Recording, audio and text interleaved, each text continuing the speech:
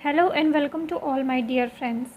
Twin flame journey में जितने भी लोग हैं लगभग सभी का रियूनियन तो होता ही है। आप उसको मिनी रियूनियन भी कह सकते हैं, जिसमें आपके डीएम आते हैं, बातचीत होती है, किसी न किसी बात पे ट्रिगर हो जाता है, लड़ाई झगड़े हो जाते हैं और आपके डीएम वापस से रन कर जाते हैं। कुछ लोगों का तो रनर चेज़र फेज़ इसी तरीके से चलता रहता है, डीएम आते हैं जाते हैं। और कुछ लोग जो डीएम आते हैं, कुछ लोगों को तो यही नहीं समझ में आता कि कैसे बात करें। हमेशा वो पूछने जाते हैं दूसरों के पास, या फिर वो खुद से बात अगर करते हैं, कुछ चीज़ें करते हैं तो उनको खुद पे डाउट होता रहता है कि क्या करें क्या नहीं करें। कुछ लोगों को डर लगता रहता है कि कहीं एनर्जी ना चली जाए। तो ऐसी बहुत सारी चीज़ें होती हैं और आप अपना रिलेशन बिगाड़ लेते हैं, या फिर वो रिलेशन यानी आपके डीएम आए हैं तो आपका हारमोनियस रिलेशन नहीं हो पाता। वो आते हैं, ट्रिगर करके चले जाते हैं। ऐसा आप क्या करें या कैसे बात करें कि आपका एक ही बार में रियूनियन हो तो आपके डीएम आपसे रन करके ना जाएं या टिक के रहें।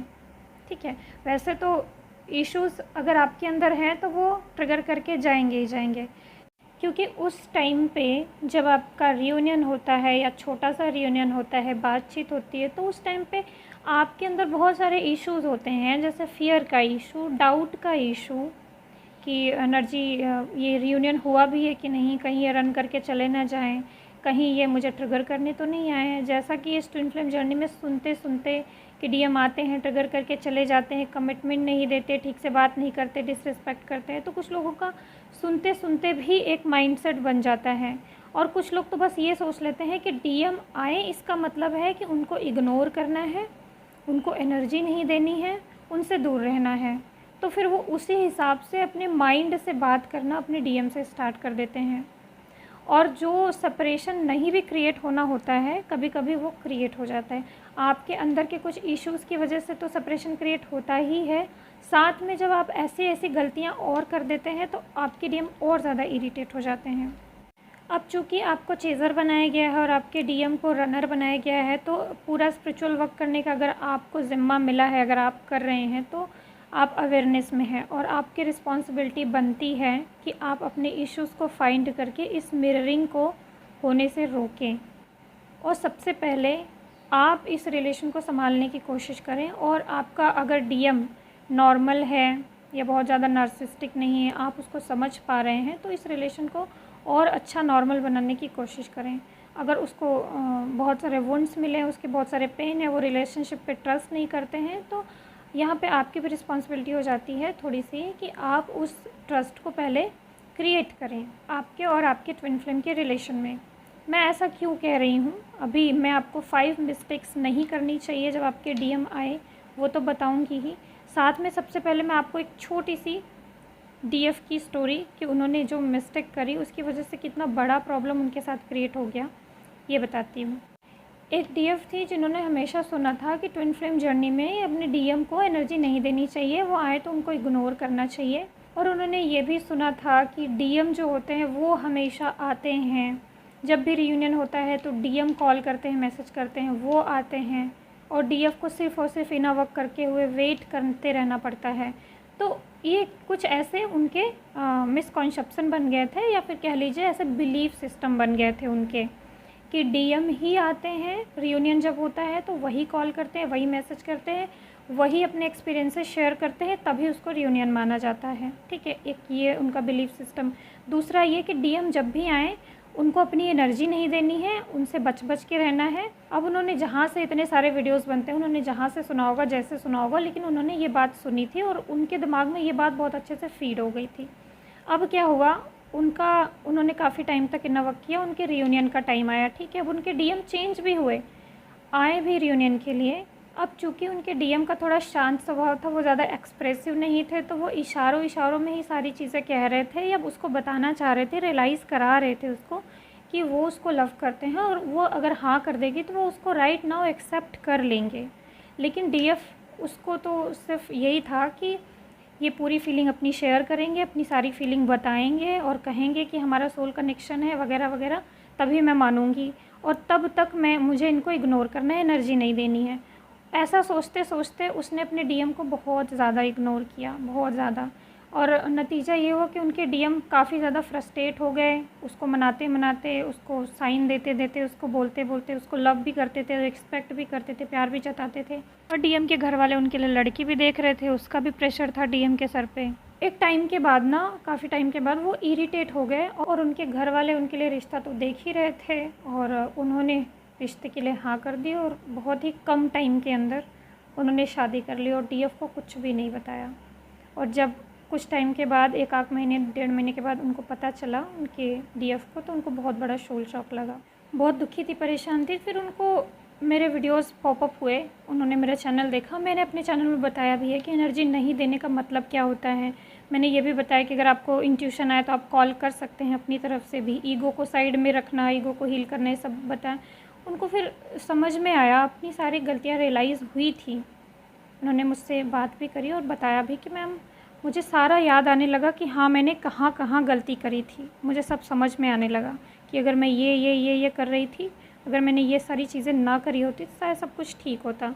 तो उनको अपने इशू को वहाँ पे फाइंड करने में काफ़ी हेल्प मिली।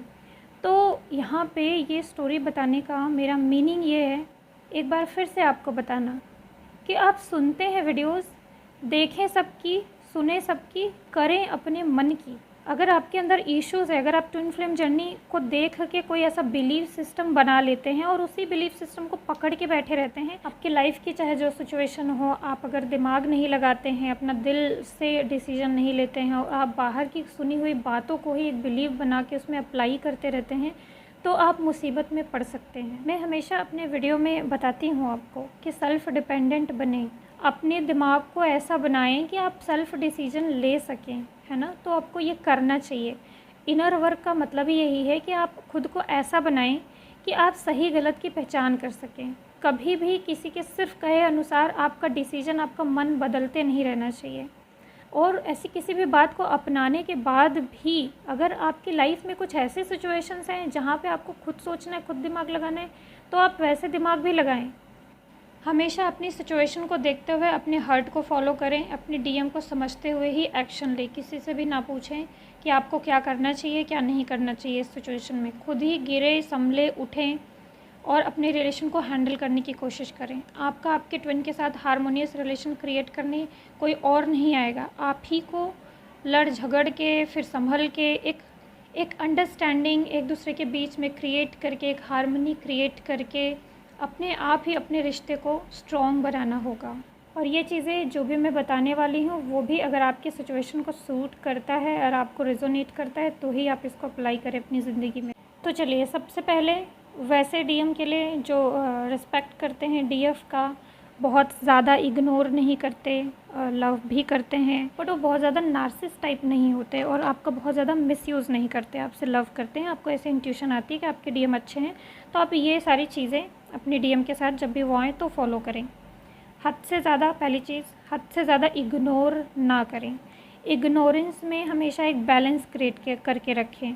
कभी कभी इग्नोर करें, कभी कभी ना करें। और जो कभी कभी इग्नोर करते हैं वो भी इग्नोरेंस का अगर रीज़न हो कोई वैलिड, तभी आप उनको इग्नोर करें, नहीं तो आप बहुत ज़्यादा ओवर इग्नोर ना करें। दूसरा, जब भी डीएम आए, बात करें तो दिमाग में ये नहीं रखना है कि डीएम को एनर्जी नहीं देनी है, डीएम एनर्जी लेके भाग जाएंगे। ये सब दिमाग में नहीं सोचना है। ये आपके दिमाग में एक डाउट और एक फ़ियर की एनर्जी क्रिएट करता है और फिर मिररिंग होने लगती है और फिर आपके डीएम के अंदर भी फ़ियर और डाउट ये सब क्रिएट होने लगता है और उनकी भी बातों में फिर फ़ियर और डाउट यही सब झलकने लगता है और फिर ये रिश्ता हारमोनियस नहीं हो पाता है। वो भी फिर आपसे दूर भागने लगते हैं और आप भी उनसे दूर भागने लगते हैं। यहाँ पे कैसे बात करनी है, एक्सपेक्टेशंस, फ़ियर और डाउट को छोड़ देना है। जब भी आपके डीएम आते हैं आप खुशी खुशी हैप्पीनेस के साथ बात करें, एक अच्छा क्वालिटी टाइम उनके साथ स्पेंड करें। उसके बाद भले ही वो इग्नोर करके चले जाते हैं तो कोई बात नहीं, वो कितना भी दूर जाएंगे, लेकिन जो उन्होंने आपके साथ अच्छा टाइम स्पेंड किया उसकी उनको याद डेफिनेटली आएगी और यही चीज़ उनको वापस आपके पास खींच के लाएगी। और इसमें आपको बहुत ज़्यादा दिमाग भी नहीं लगाना, आप दिल से ही बात कीजिए, ठीक है। अपने ऑथेंटिक सेल्फ में रह के बात कीजिए, तो आप कॉम्प्लिकेशन भी क्रिएट नहीं करेंगी, आप ऑथेंटिक भी रहेंगी, आपका एक क्वालिटी टाइम भी आप दोनों का एक दूसरे के साथ गुजरेगा, आपके डीएम भी ठीक से रहेंगे, आपको इग्नोर करके चले जाएंगे तो भी आपको याद ही करेंगे। तीसरा पॉइंट, कभी भी अपने डीएम को खोने से या वो इग्नोर करके चले जाएंगे इस बात से डरे नहीं, कभी भी ना डरें। ट्विन फ्लेम को खोने से कभी ना डरे। कभी ये ना सोचे कि आपके डीएम आपसे दूर चले गए हैं तो आपको भूल गए होंगे या फिर वो थर्ड पार्टी में होंगे, पता नहीं क्या क्या कर रहे होंगे। उल्टी सीधी चीज़ें ना सोचें। आपके ट्विन फ्लेम हैं, वो कहीं पे भी रहेंगे, आपको याद करेंगे। आप दोनों का एक सोल कनेक्शन है, वो आपको कभी भूल नहीं सकते। आप इनर वर्क कीजिए, एक दिन रियूनियन डेफिनेटली होगा, वापस बात भी होगी। तो कोई ऐसे डाउट की एनर्जी ना रखें और टेंशन भी ना लें कि वो चले गए हैं तो कभी आएंगे ही नहीं। और खोने से तो हरगिज़ ना डरें, वो आपके ही हैं, कहीं नहीं जाएंगे। आप डरते इसीलिए हैं क्योंकि आपके अंदर लोनलीनेस है या फिर आप कोडिपेंडेंट हैं, और इसी कोडिपेंडेंसी की वजह से आप डरते हैं। तो आप अपनी कोडिपेंडेंसी पे काम कीजिए, ना कि उनको खोने से डरिए, वो कहीं नहीं जाएंगे। पॉइंट नंबर 4, ऐसा कभी ना दिखाएं कि आप उनके बिना बिल्कुल डिस्ट्रॉयड हैं या बिल्कुल ही नहीं रह सकते, या बहुत ज़्यादा डेस्परेट वाली एनर्जी कभी ना दिखाएं। बहुत ज़्यादा चेजिंग एनर्जी, बहुत ज़्यादा इमोशनल वीक एनर्जी, ये सब नहीं दिखाना चाहिए। आप खुद भी इमेजिन करें कि आपके जो डीएम है वो स्ट्रांग नहीं है, बहुत ज़्यादा इमोशनल है, आपको बहुत ज़्यादा चेस करते रहते हैं, हमेशा अपनी कहानी बताते रहते हैं, रोना धोना हमेशा, और आपको कंट्रोल करने की कोशिश करें तो आपको खुद भी प्रॉब्लम होने लगेगी। तो आप भी अगर बहुत ज़्यादा इमोशनली वीक, फ्रस्ट्रेटेड, हमेशा उनको पकड़ के रखना ऐसे चाहते हैं तो वो रन कर जाएंगे, वो भाग जाएंगे, वो आपकी एनर्जी को पिक कर लेंगे, उनको अच्छा नहीं लगेगा, उनको एक फ़ियर अंदर से जनरेट हो जाएगा कि कहीं मैं इसके साथ और डीप गया तो ये और ज़्यादा डेस्परेट हो जाएगी मेरे लिए। तो वो वाली डेस्परेट एनर्जी आप दिखाते हैं तो डीएम के अंदर ये वाला फ़ियर आ जाता है कि कहीं ये और ज़्यादा डेस्परेट ना हो जाए, तो बहुत आगे तक नहीं जाना चाहिए। तो फिर वो आपसे बात करने से दूर भागने लगते हैं, रन करने लगते हैं। और 5वां और लास्ट पॉइंट, आर्गुमेंट करने से हमेशा बचें, बहुत ज़्यादा शिकायत ना करें, अपनी बातें उनके ऊपर बहुत ज़्यादा थोपे नहीं कि तुम ऐसे करते हो, वैसे करते हो, ये करते हो, तुम्हारे अंदर ये कमी, वो कमी, ऐसे थोपे नहीं। मतलब आपके दिमाग में हमेशा ये रहना चाहिए कि आपको फ्रीडम देना है। एक रिलेशनशिप में फ्रीडम बहुत ज़रूरी है। तो कभी भी कुछ ऐसा ना करें जिससे कि आप अपने डीएम का फ्रीडम छीन रहे हो, या उसको कंट्रोल कहीं ना कहीं कर रहे हो, या आप अपने डीएम को जज कर रहे हो, ये तो स्पिरिचुअल नहीं है, इसके अंदर ये कमी है, वो कमी है। ऐसा कभी भी उसको जज ना करें। हमेशा शांति से बात करें, उसको फ्रीडम दें, उसका जो भी थॉट है, जो भी उसका पर्सपेक्टिव है, इसकी रिस्पेक्ट करें। अपने इश्यूज़ को साइड में रखें, अपने डिज़ायर्स को, अपनी शिकायतों को साइड में रखें। अपनी शिकायतों को, अपनी डिज़ायर्स को ईश्वर से कहें, गॉड से कहें। मेडिटेशन से, साधना से, इनर वर्क से उनको हील करने का प्रयास करें। पॉजिटिव रहने का प्रयास करें, अपने डीएम के साथ हमेशा एक क्वालिटी टाइम स्पेंड करने का प्रयास करें। जब भी उनके साथ रहे, उनके साथ अच्छा फ़ील करें, उनको अच्छा फ़ील कराएं। और फिर जब वो आपको इग्नोर करके चले जाएं तो आराम से अपना इनर वर्क पे ध्यान दीजिए, इनर वर्क कीजिए, अपने आप को बैलेंस रखने की कोशिश कीजिए। अब इस बीच आपको बिल्कुल नहीं सोचना है कि डीएम चले गए, इग्नोर कर दिया उन्होंने, ये कर दिया, रियूनियन होगा कि नहीं, क्योंकि इसीलिए तो आप ट्विन फ्लेम जर्नी में इनर वर्क कर रहे हैं ना। वैसे भी लड़ झगड़ के उनसे शिकायत करके मिल क्या जाएगा। तो आप इसी तरीके से रहें, ये एक पॉजिटिव एनर्जी होती है। बाकी उनको जज करना, शिकायतें करना और उनको एनर्जी नहीं देनी, ऐसा फ़ियर करना, फिर डिज़ायर करना कि वो आ नहीं रहे हैं, टेंशन लेना, ये सब एक नेगेटिव वाइब्रेशन है। प्रैक्टिस से ये सब रिलीज़ हो जाएगा। तो इनर वर्क की प्रैक्टिस करते रहें। ये सारी चीज़ें मैंने उन डीएम्स के लिए बताए हैं जो डीएम्स बहुत एक्सट्रीम लेवल के नार्सिसिस्टिक नहीं होते हैं। अच्छे डीएम होते हैं, थोड़ा सा अंदर से इग्नोर करते हैं वगैरह वगैरह, जो उनके अपने इश्यूज़ होते हैं, पर अच्छे होते हैं। कुछ ऐसे जो एक्सट्रीम लेवल के नार्सिसिस्टिक डीएम हैं, उनके लिए मैंने वीडियो बना रखा है, उसमें आप जाके देखें कि उनके साथ कैसा व्यवहार करना चाहिए। तो ओके फ्रेंड्स, आज के लिए बस इतना ही। God bless you all. ओम नमः शिवाय, ओम साईं।